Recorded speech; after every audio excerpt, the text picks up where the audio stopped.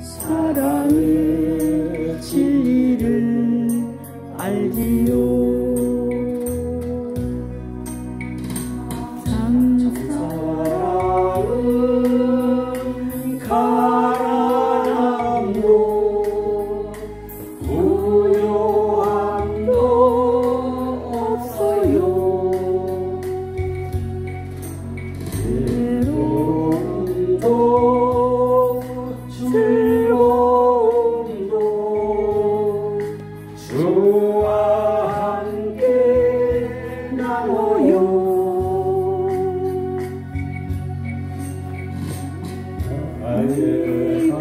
가장 귀한 것 그것을 주는 거예요. 영원한 사랑을 바라는 사람은 사랑의 진리를 알지요. 참 사랑은 가난함도 부요함도 없어요. 외로움도 즐거움도 주와 함께 나눠요. 나의 가장 귀한 것 그것을 주는 거예요. 아멘, 아멘.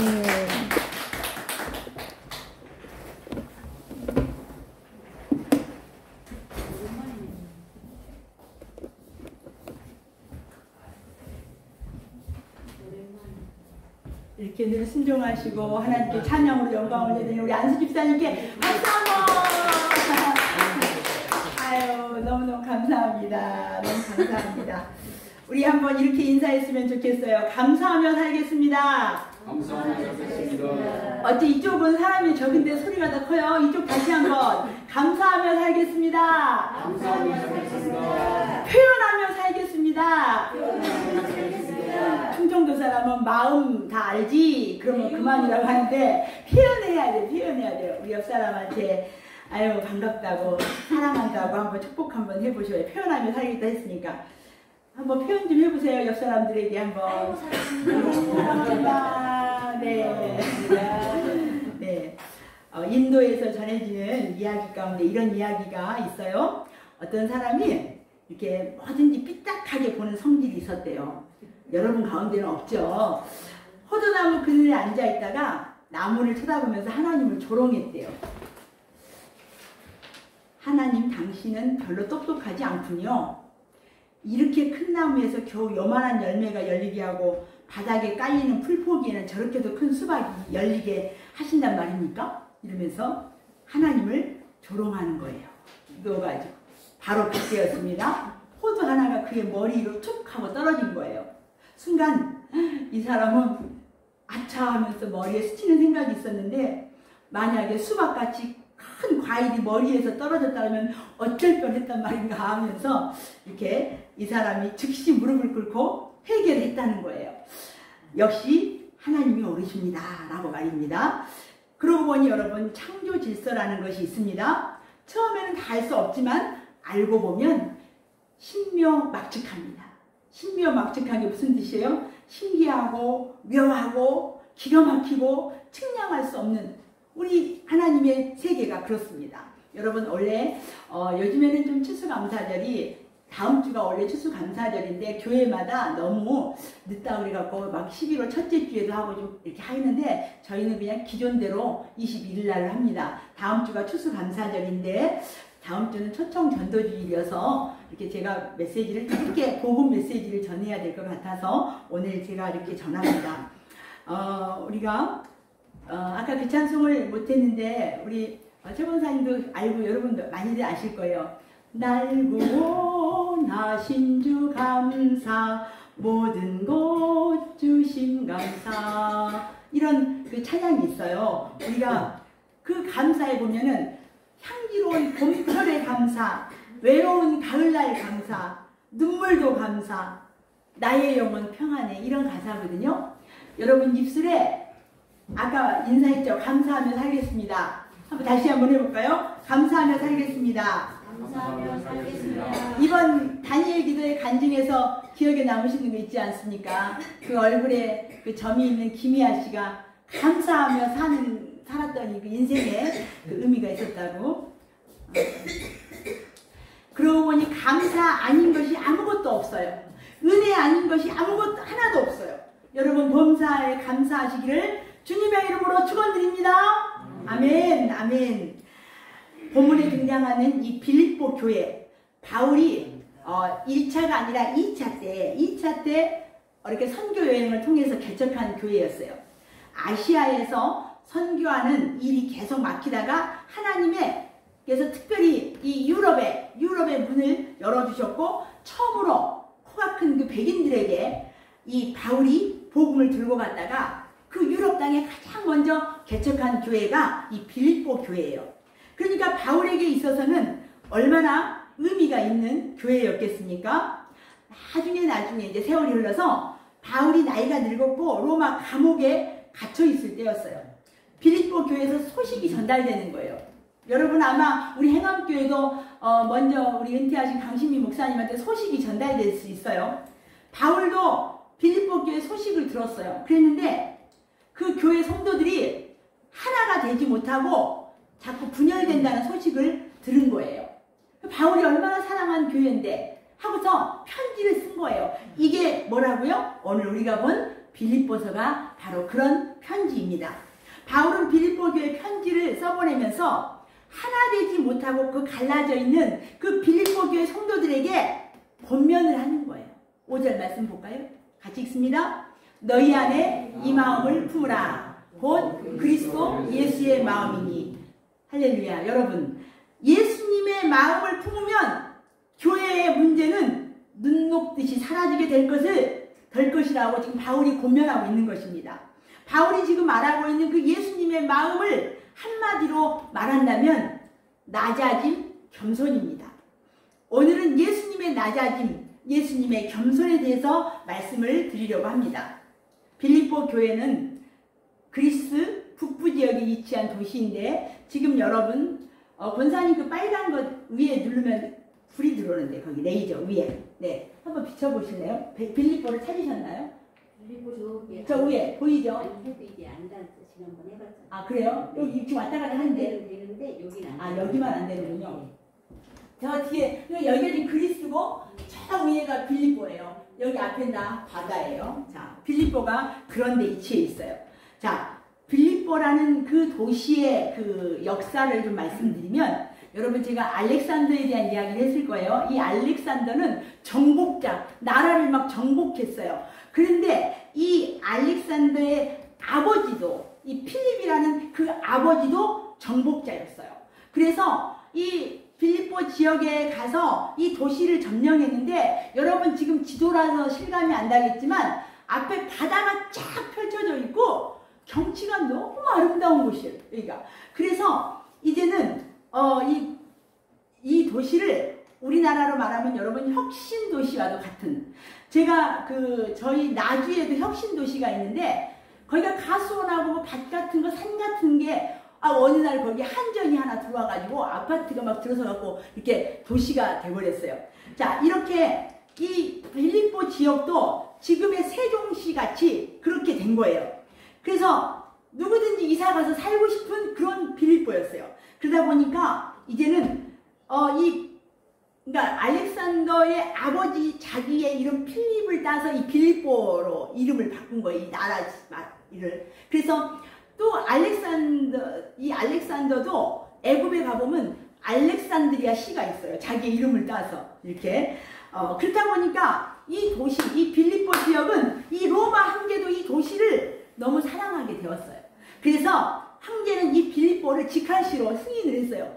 그리고서 군인들을, 로마 군인들을 많이 거기다가 비치했어요. 그래가지고 이 깡패들, 또 부거라는 사람들, 막 이런 사람들을 다 그 도시에서 몰아낸 거예요.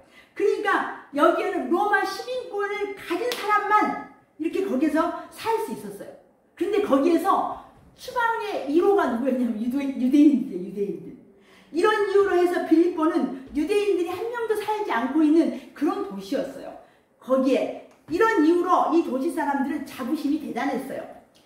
우리는 로마 황제가 직접 통치하는 도시라고, 우리는 범죄 없는 도시라고, 그리고 로마가 통치하는 나라 중에서 가장 살기 좋은 데가 바로 우리 동네라고. 그래서 그런지 교회 성도들이 다 교만한 거예요. 여러분, 정말 사람은요 죄성이 있어가지고 주머니에 재산이 조금만 늘어나도요 자기도 모르게 이렇게 쓱 어깨에 힘이 들어가요. 이게 사람이 죄인이라 그래요. 그리고 이 지역의 사람들이 이렇게 동양에서 오는 사람 선교사님들도 아주 무시했어요. 그래서 바울은 이런 성도들에게 예수님의 마음을 품으라고 지금 권면을 하고 있는 거예요. 오늘 본문 8절 9절 한번 읽어보겠습니다. 시작. 사람의 영광을 나타나 자기를 낮추시고 죽기까지 복종하셨으니 곧 십자가에 죽으시리라. 이름으로 사는 일을 지키 높여 모든 이름 위에 뛰어난 이름을 주사. 우리는 여기에서 신앙의 역설을 만나게 되는 거예요. 예수님은 스스로를 낮추셨는데 스스로를 자기를 낮추셨어요. 그랬더니 9절에 가서 그를 어떻게 했어요? 높였어요. 하나님. 자, 신앙은 바울은 왜 이런 말씀을 빌립보 교회 성도들에게 하시는 것일까요? 빌립보 교회 성도들이 스스로 너무 잘난 맛에 살고 있기 때문에. 그러니까 빌립보 교회 성도들아, 진정 높아지고 싶으냐? 그러면 먼저 낮아져야 하느니라, 이렇게 말하고 있는 것입니다. 예수님의 낮아지심은 대단한 것이었어요, 여러분. 아, 예수님? 그냥 이 땅에 오셨어? 이 정도가 아니라는 거죠. 이 세상 하나님이신 그 예수님이 인간이 되셨다는 것은 우리의 지식으로는 상상도 할 수가 없습니다. 더군다나 하나님이신 그분께서 십자가를 짊어지고 피를 흘리고 죽어야만 한다는 이 사실이 말입니다. 높은 자리에 한번 올라가면 여러분, 내려오기가 쉬울까요? 어려울까요? 쉬울까요? 어려울까요? 어려워요. 높은 자리에 올라간 사람은.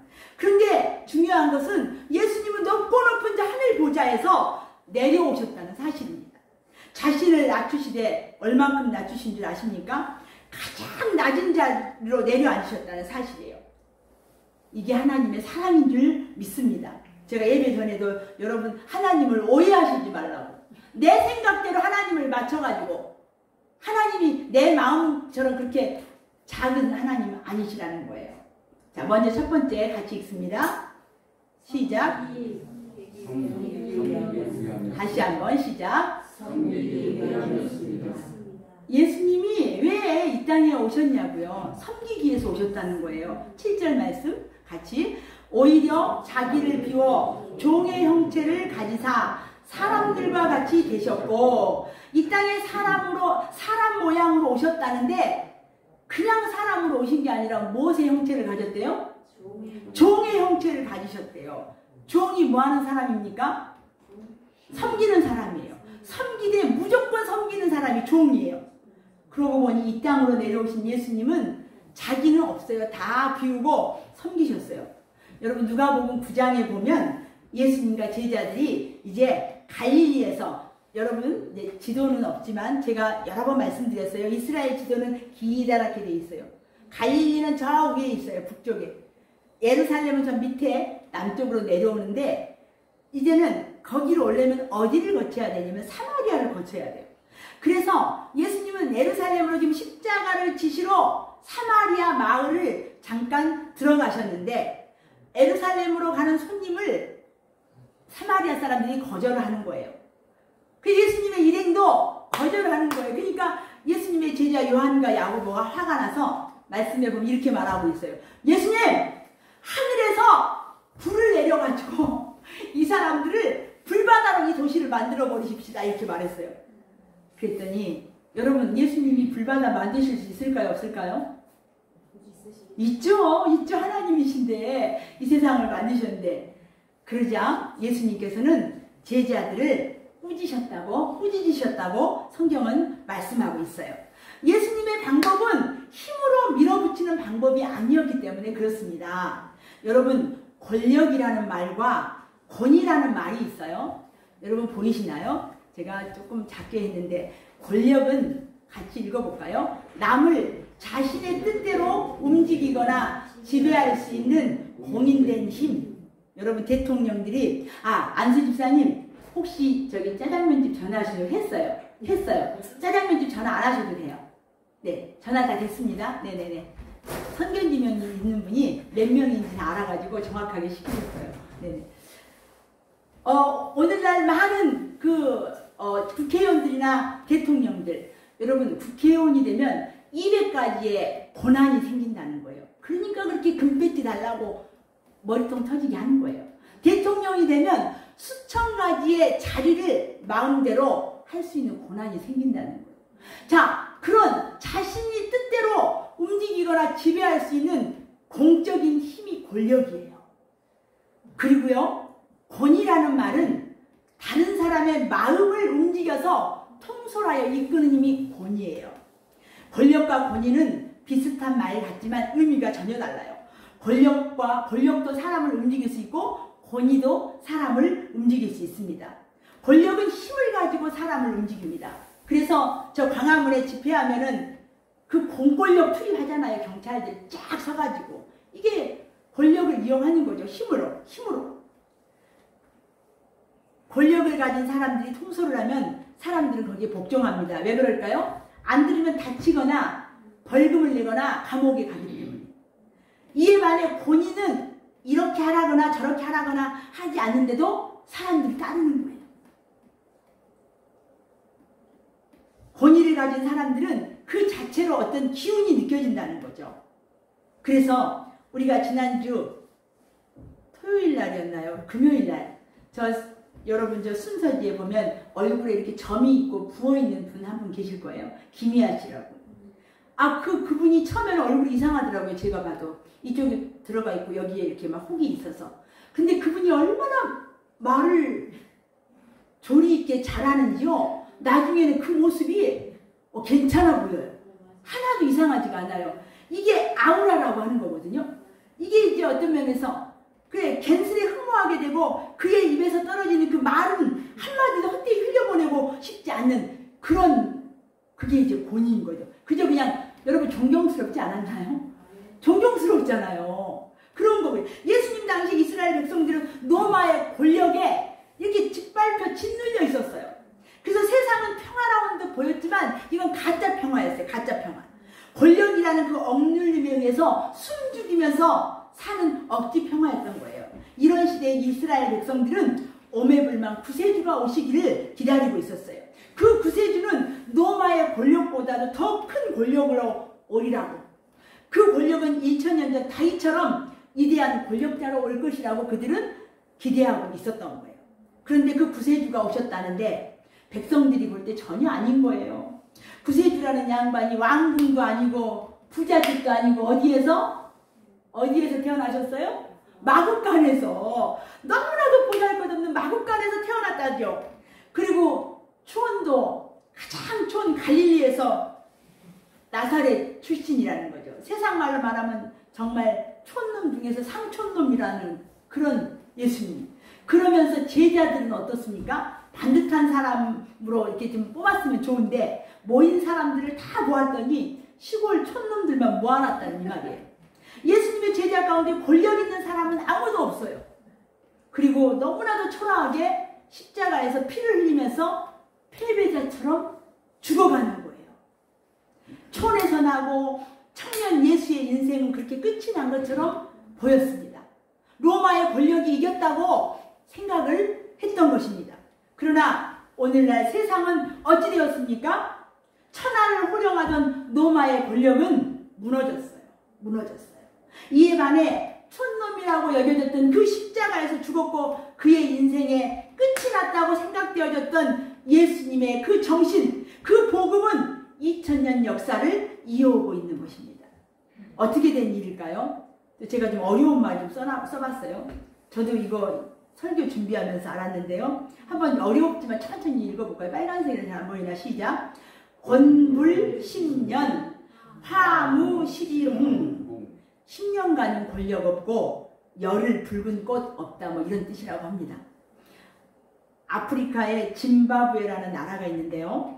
이 나라는 1980년에 영국으로부터 독립을 했어요. 그때부터 무려 37년간이나 장기 집권을 한 권력자가 있었는데 그 사람의 이름이 무가베라는 대통령인데 그의 나이가 2019년에 돌아가셨어요. 그런데 2년, 그러니까 돌아가시기 95세에 돌아가셨는데 93세에 자기가 현재 살고 있는 그 부인이 두 번째인데 나이가 41나 차이가 나는 거예요. 무가베 대통령 궁에는 이제 자기 궁에서 그 타이핑을 하는 여성과 불륜의 관계를 맺어오다가 이제 진짜 부인이 죽으니까 그 41살이나 젊은 여자랑 정식으로 결혼을 한 거예요, 이 대통령이. 최근에 그 무가베는 자신의 대통령직을 이 부인한테, 젊은 부인한테 물려주려고 하다가 쿠데타가 일어나서 쫓겨났거든요. 그리고 2019년에 죽었는데 여러분, 이 무가베라는 대통령이 처음부터 독재를 휘두르는 그런 지도자는 아니었다는 거예요. 그는 짐바브웨 독립군으로 이끄는 최고 지도자였어요. 그렇게도 민족적이고 독립을 꿈꾸던 그가 한번 권력을 갖더니 이 권력을 37년 동안이나 휘두른 거예요. 그러나 그 권력도 이제는 사라져 버린 거예요. 권력은 무너지기에 마련입니다. 한때는 초롱성처럼 무너지지 않을 것 같은 그 권력은 때가 되면 다 무너진다는 거예요. 그런데 바보 같은 권력자들은 이것을 잘 몰라요. 인정하고 싶지 않는 거예요. 언제까지나 그 권력이 있을 것 같은 거예요. 이에 반해 예수님의 권위는 오늘날도 유효하다고 우리가 믿습니다. 따지고 보면 예수님은 이 권력자 행세를 하실 수 있는 분이었어요. 왜요? 하나님이셨으니까. 그러나 천지를 창조하시는 분, 하나님의 아들, 그분은 이 땅에 사람의 몸을 입고 오셨는데 무엇의 형체로 왔다고요? 종의 형체로 오셨다는 거예요. 종의 형체로. 권위로 사람들이 스스로 따르도록 만드신 분이에요. 그래서 제가 아까 권력과 권위를 말씀드렸는데 이 땅에 많은, 저 지금 중국의 시진핑도 어쩌면 그 권력을 가지고 자신이 장기 집권을 하려고 지금 탄탄대로로 지금 가고 있지 않습니까? 하지만 그 장기 집권 권력이 영원하지 않다는 거예요. 언젠가는 그것도 무너진다는 거예요. 하지만 정말 힘없고 무기력하게 십자가에서 피 흘려서 죽어서 예수님의 인생이 다 끝났을 것 같은 그 예수님은 오늘날도 많은 사람들이 그 예수님, 살아계신 하나님으로 부활하신 주님을 만나서 인생이 역전되는 그런 간증들을 지금 우리는 매일 접하고 있습니다. 예수님께서는 최후의 만찬을 하시던 날 제자들의 발을 씻겨주셨는데 여러분, 제자들의 발을 씻기기 위해서는 반드시 해야 할 행동이 몇 가지 있어요. 우선 팔을 걷어붙여야 돼요. 그리고 허리를 숙여야만 돼요. 그리고 하나 더, 책상다리 하고 앉아서는 절대로 남의 발을 씻길 수가 없어요. 어떻게 해야지 씻을 수가 있나요? 무릎을 꿇어야 가능한 일이에요. 예수님께서는 그렇게 제자들의 발을 씻기셨어요. 그런 이유에 예수님이 말씀하셨어요. 너희들 내가 했던 것처럼 너희들도 똑같이 하라고. 이 말씀은 날마다 남의 발만 씻기고 다니라는 말이 아니고 남의 발을 씻기는 심정으로 늘 겸손하고 섬기면서 살아야 한다는 말씀이지요. 예수님의 마음을 닮아 낮아짐과 겸손의 마음, 섬김을 삶으로 실천하며 살아가시기를 축원합니다. 예수님은 왜 그리 스스로를 낮추셨을까요? 두 번째 읽습니다. 시작. 구원하기 위함이었습니다.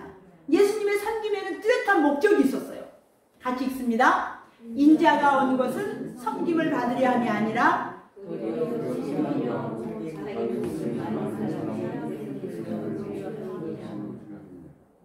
예수님께서 이 땅에 오신 1차 목표는 섬김에 있었는데 그 섬김 자체로 끝맺지를 않는다고 주님은 스스로 말씀하셨어요. 예수님의 낮아짐의 최종 목적지는 어디라고요? 십자가에서 죽으심이에요. 자기 목숨을 많은 사람의 대속물로 주기 위해서, 대속물로 주기 위함이라는 말은 당신은 죽고 다른 사람은 살리겠다는 말이 대속물이에요. 예수님은 우리의 구원을 위해서 어디까지 낮아지시는지 볼까요? 8절입니다. 시작. 사람의 모양으로 나타나사 자기를 낮추시고 죽기까지 복종하셨으니 그 십자가에 죽으심이라. 어디까지 낮아지셨다고요? 죽기까지.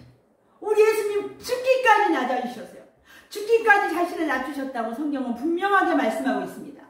왜요? 우리의 구원을 위해서, 우리를 살리시려고, 우리를 영원히 살리시려고, 저 영원한 불못에서 고통받지 않게 하시려고. 이제 그렇다면 우리는 이제 우리 차례예요. 우리는 그럼 어떻게 해야 될까요? 그런 사랑을 받은 우리는 어떻게 해야 될까요? 기독교 역사에는 많은 성인들이 있었습니다. 그 중에 최고의 성인의 반열에 오른 사람이 그래도 성 프란체스코죠. 어느 날 아침에 그는 제자들에게 이렇게 말을 했다고 합니다. 길 건너 마을로 가서 설교를 하자. 하나님 말씀을 전하자고. 그들은 수도원을 떠나서 마을로 향하게 되었습니다. 그런데 길을 가다가 도중에 무거운 짐을 지고 땀을 뻘뻘 흘리면서 가는 나그네를 만났어요. 프란치스코는 서두르지 않고 그의 슬픈 이야기를 주의 깊게 다 들어주었어요. 그리고 마을에 도착한 프란치스코는 가게 주인과 이야기를 나누었고 들에서 농부들과도 시간을 보냈어요. 그리고 심지어는 거리에서 아이들하고도 놀아주기까지 하셨어요. 돌아오는 길에 그들은 구거라는 거지와도 만났는데 프란체스코는 그 거지하고도 잠깐 시간을 보낸 거예요. 하루해가 뉘어칠 무렵 이 프란체스코 일행은 수도원으로 돌아왔어요. 제자 중에 한 명이 크게 실망을 했던가 봅니다. 아니, 우리 선생님은 설교하러 간다더니 설교는 1분도 안 하고 수도원으로 다시 돌아왔기 때문이에요. 그래서 이 프란체스코가 이렇게 말했습니다. 프란체스코에게 그 불평한 사람이 얘기했어요. 선생님, 당신은 설교를 하겠다고 하시더니 말씀을 하지 않으셨습니까? 그런데 하루가 다 가도록 왜 설교를 하지 않으세요? 이 말에 성 프란체스코는 자애로운 눈빛으로 이렇게 말했다고 합니다. 그래요. 우리는 모든 길에서 설교를 하지 않았던가요? 프란체스코에게 있어서의 설교는 입으로 하는 것이 아니라 만나는 사람들의 이치로 철저하게 낮아지고 그들과 더불어 이야기를 나누는 것이었어요. 그래서 실제적으로 성 프란체스코의 아주 유명한 말을 남겼는데요. 한번 같이 읽어볼까요? 시작. 항상 복음을 전하라. 꼭 필요하다면 말도 사용하라. 이게 무슨 말입니까? 복음을 증거하는 일은 말보다 실천이 더 중요하다는 것을 강조하는 것입니다. 예수님은 십자가라는 그 실천으로 우리의 구주가 되심을 친히 증명해 보이셨어요. 말만 하고 십자가가 없었더라면 예수님은 가짜에 불과했을 것이에요. 그러나 그분 예수님은 친히 십자가를 짊어지심으로 우리의 진짜 구세주가 되셨다는 사실입니다. 이 나라 대한민국의 기독교가 오늘날 여러분 얼마나 비난을 받고 정체되어 있는지 부족합니다. 천주교나 불교에 비해서 이 기독교의 복음 전파와 관련된 말들은 넘쳐납니다.